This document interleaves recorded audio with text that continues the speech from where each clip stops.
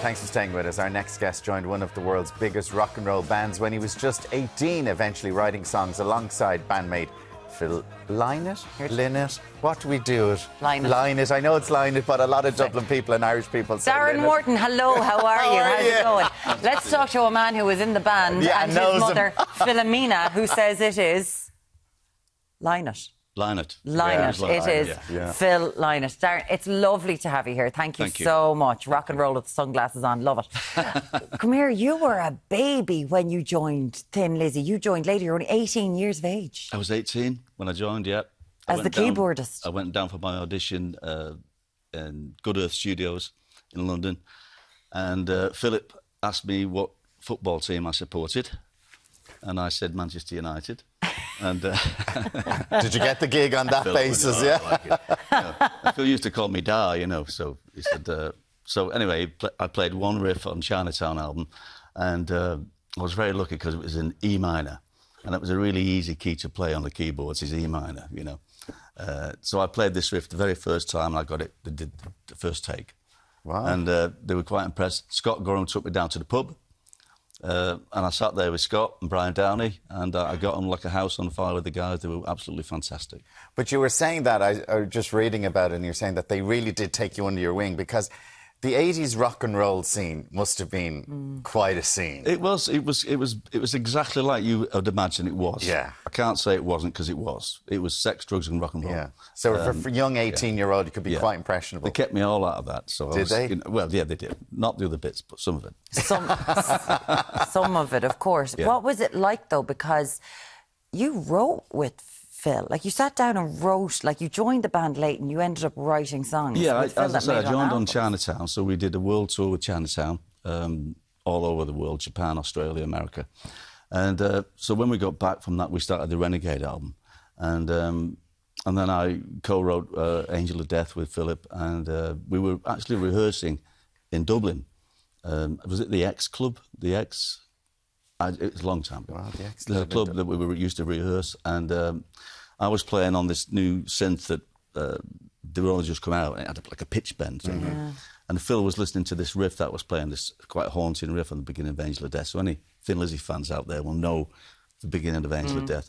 And Phil started playing the bass, and we wrote Angel of Death, and then we toured the Renegade World Tour, and that opened the whole tour of the whole world tour, which is fantastic. So when you were saying, like, oh, it is the sex, drugs and rock and roll, but as an 18-year-old, like, was it then flying on the private jets all over the world? Yeah, we had private jets. Not all the time. No, but like, but we did. If we went out to Scandinavia, we'd sort of base ourselves maybe in Stockholm, and we'd have a private jet, and then fly out to all the different areas and stuff like that. So when he disbanded Thin Lizzy, like such a famous band, what was that like?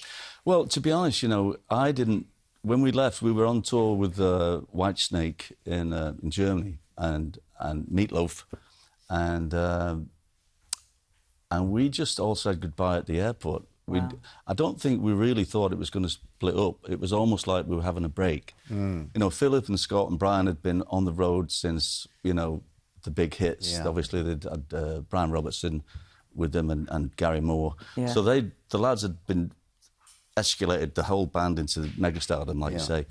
And I was very lucky to join at that point where they were already huge. But they were, you know, they'd worked hard to get where they got, and they were tired. You know, we were told from the management that basically, you know, they're going to take some time off just to get, you know, just to sort of level out and reformat.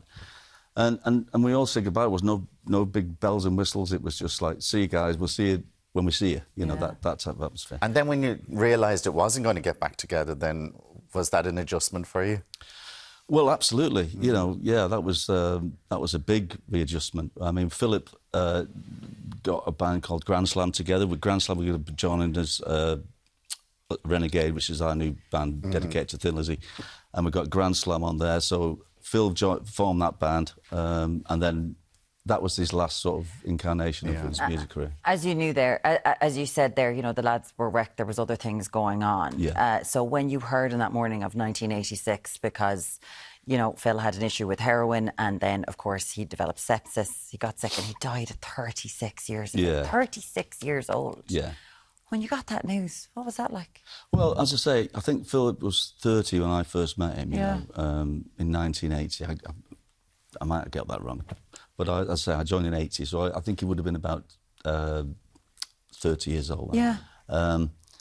And, you know, to me, because I was such a young guy, you know, he just looked like this big rock god, and he was a genius, you know. He was a beautiful guy, very humble, but like a fire in his heart, you know. So every time we went on stage, he was absolutely amazing. So was Scott and Brian. They're absolutely amazing guys.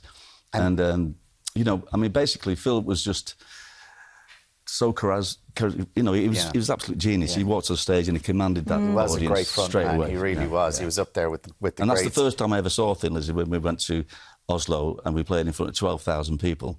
And I'd rehearsed with the band, obviously, but the first time I ever saw the band live, we walked out in front of 12,000 screaming people in Oslo, and they're all chanting, Lizzy, Lizzy. On the 4th of January 2026, you're celebrating, it's the dedication to Phil Lynott. It's 40 years. Yeah. You're all going to be there on stage, all for Phil.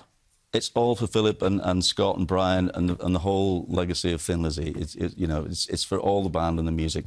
You know. It's going to be amazing. Darren Wharton, if you want to get tickets, it is from Ticketmaster, the dedication to Phil Lynott, the 3 Arena, Sunday, the 4th of January 2026. Darren, thank you so much for joining us this morning. We appreciate it. Thank you. Back with you in Ireland AM in just a minute.